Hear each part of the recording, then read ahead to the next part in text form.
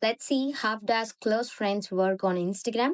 For that, go to your Instagram, tap on your profile, go to top three lines. You can scroll down and find close friends here. If you tap on close friends, all your followings and followers will be available to you, and then you can tap on their name and you can add them to the close friend list.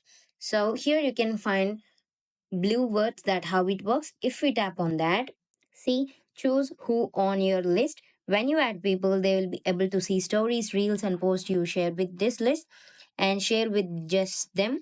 So some content isn't for everyone. Stories, reels, posts shared to your list get a special label that will be marked as green star, and you can find their following button with the green too. And certain things you send to the list can be seen only the friends by you follow back. Then who can see this list?